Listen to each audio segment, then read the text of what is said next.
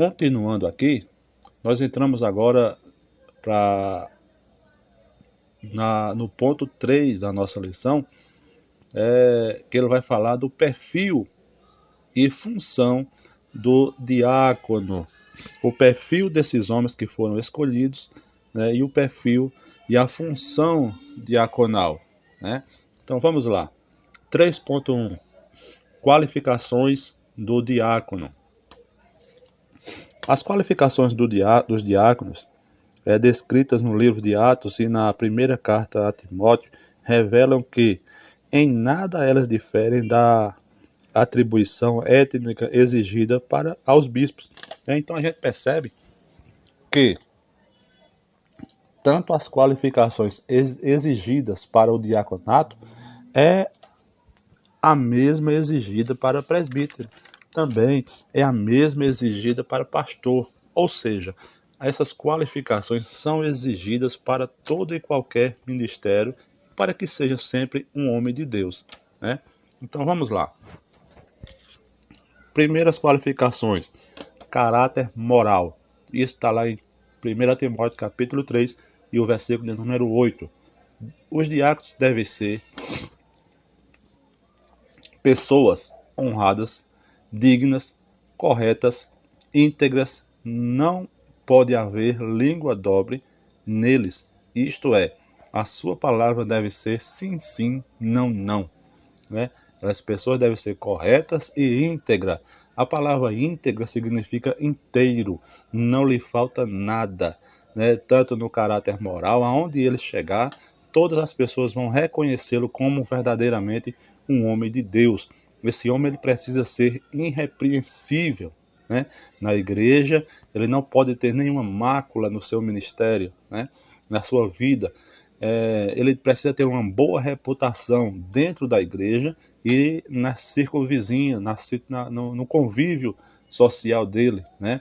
Ele precisa ser um homem respeitável. Né? Ele precisa ser um homem de uma só palavra. Não pode ter duas palavras, não pode ter uma língua dobre. Né? Ele precisa defender e saber defender o evangelho. Né?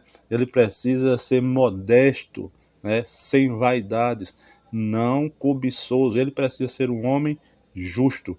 Né? Então todas essas aptidões morais aqui não vai fazer dele, lembre-se, não vai fazer dele um homem perfeito. Né? Ele vai ser alguém que está cada vez mais procurando se aperfeiçoar na presença de Deus. Perfeito só Jesus. Né? Portanto, não queira cobrar de alguém aquilo que você próprio não consegue ser. Aquilo que, enquanto nós estivermos aqui, vivendo nesse corpo corruptível, nós não vamos conseguir. Né? Então, o que devemos fazer é lutar. Lutar contra a carne, contra o mundo e contra o diabo. Né? Então, isso aí é que vai fazer de nós homens sensatos e íntegros diante de Deus. A ganância por dinheiro tem de passar longe da sua vida, pois sua função é exatamente a de executar trabalhos administrativos da igreja local, como auxiliar nas tarefas do culto e acompanhar as viúvas e os pobres da igreja do Senhor. Então, esse homem, outro ponto também, ele não pode ter uma ganância por dinheiro. Ele não pode achar que ministério é trabalho. Né? Ele não pode achar que ministério, que chamada de Deus é trabalho. Não. Ele não pode querer enricar por causa do dinheiro, por causa do trabalho, do ministério.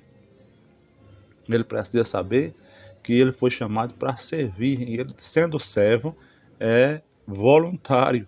Né? Ele vai servir voluntariamente. Ele não pode querer recompensas por aquilo, porque quanto mais a gente faz, mais somos devedores. Né? Cristo fez algo que nós não podemos pagar de forma nenhuma, né? Letra B, caráter espiritual. Além de ele ter um bom caráter moral, né, ele também precisa ter um caráter espiritual. Isso está vendo lá em 1 Timóteo capítulo 3 e o versículo 9 e 10, que ter a plena convicção de que crê no Evangelho, né? Então esse homem ele precisa ter primeiro a convicção, ele tem que saber que ele é salvo na pessoa de Jesus Cristo, ele tem que crer nisso, porque ele vai chegar um momento que ele pode até pregar, ele pode ter a oportunidade de falar, falar com convicção, né, qual é a razão da esperança dele, como Pedro fala, ele precisa crer naquilo que ele prega, né? As qualificações espirituais do diácono, primeiro, ele precisa ser cheio da graça e de poder, né? Ele precisa ser cheio de fé e do Espírito Santo. Ele precisa ter uma vida de luz. As pessoas devem olhar para ele e ver nele a essência, a semelhança de Cristo, né? Ele precisa ser cheio de amor e pronto para doar. Doar o quê? Doar a sua vida, doar o seu trabalho, doar as suas ações, tudo em prol do reino, né? Ele precisa ser cheio de sabedoria, né, para trabalhar nas várias questões que envolvem e que surgem dentro da igreja. Ele precisa ter uma visão espiritual do reino de Deus. Então, todas essas questões envolvem o caráter espiritual do diácono. O diácono guarda a revelação de Deus que está em Cristo Jesus, o nosso Senhor.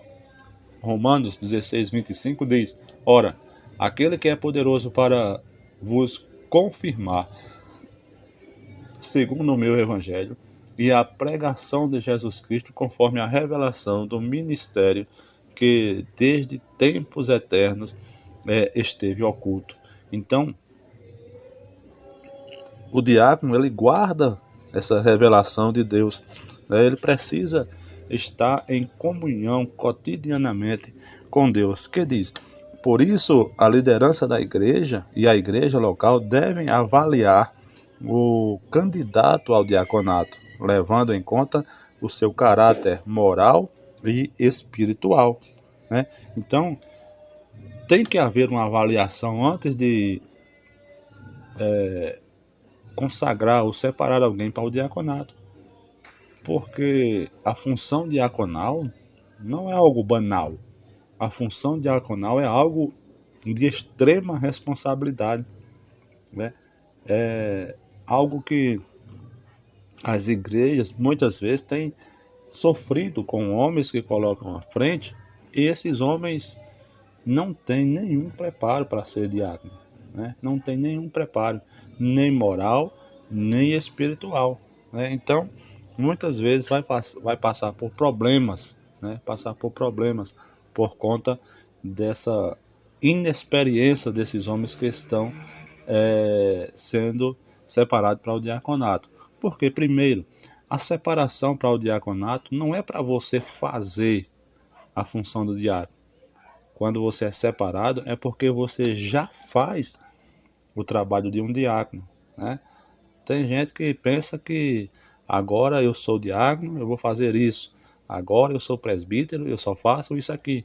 Não, você vai ser um eterno diácono. Ou seja, enquanto você estiver aqui, enquanto a igreja estiver nessa terra, você vai sempre ser um diácono, né? Então, por isso é tão importante que as igrejas ela avaliem melhor os candidatos ao diaconato. Caráter familiar. O candidato deve ser marido de uma mulher, fiel à sua esposa e bom pai. O exemplo dos bispos, os diáconos, devem ser zelosos com o seu lar, amar as suas esposas com amor sacrificial. Isso é muito importante, porque a gente observa que, em muitos casos, tem muita gente aí sendo levada ao diaconato que as esposas sofrem em casa.